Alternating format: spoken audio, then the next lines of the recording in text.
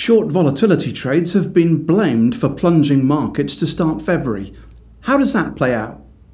Well, I've been asked what is sort of the transmission mechanism from short volatility to a market plunge. And I'll try to explain it as best as I can. What happened was we saw a lot of investors, whether they be retail, hedge funds, or institutions, starting to take sides on the short volatility trade. They were doing that either through outright shorting the VIX or buying ETFs or ETNs that were inversely correlated to the VIX index.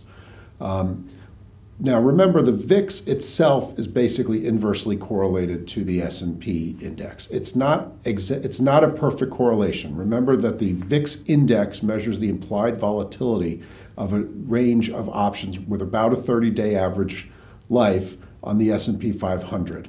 And the VIX is an index of that volatility. So you're second order. And then when you start getting into leveraged VIX or derivatives on VIX, you're really getting way out there on the chain.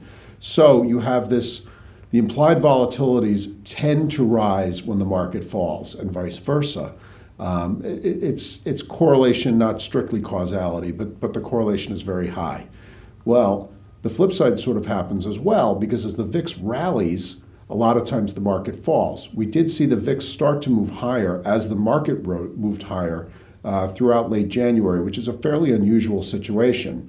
And that started to build on the short volatility trades. Those ETNs or ETFs have to somehow be hedging themselves. So if they're trying to be short volatility, well, they're going to have to either short the VIX through futures or options. When you short futures or options, that means you have to cover them if it's going the wrong way. And as the trade started to accelerate, whoever they were buying the futures from found themselves probably needing to hedge with the stock index itself or with other options, which are basically inversely correlated to the market. And that's how the spiral starts. This one really got out of control. Because I think we've seen these products popularized, or this trade popularized in ways we've never seen before. The move in the VIX was truly a record.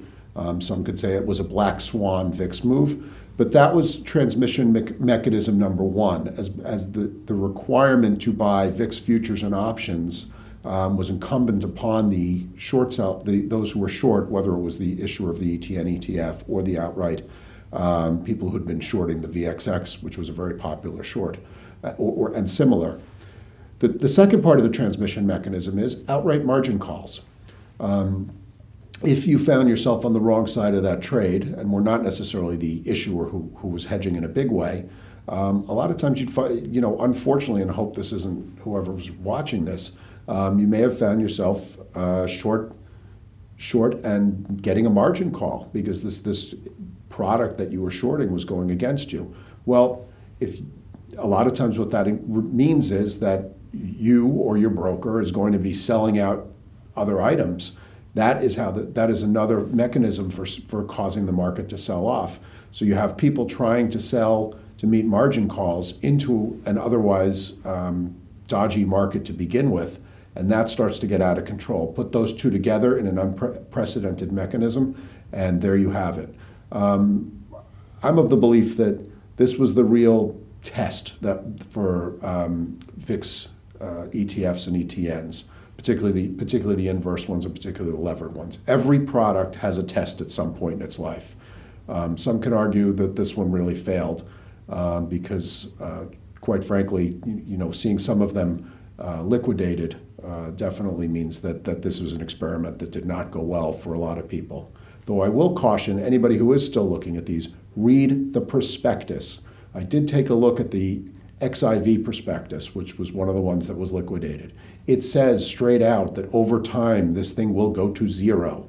If you are buying something that over time will go to zero, that means you are gambling, not investing. Let me say that very clearly. And so I urge all of you that if you are going to trade in these kind of products, understand what you are buying. Understand that with most, if not all, leveraged ETFs and ETNs, they try to replicate the daily moves of the underlying product, not the product over time. They will underperform. They tell you that. So please go in with your eyes open if you're going to do this.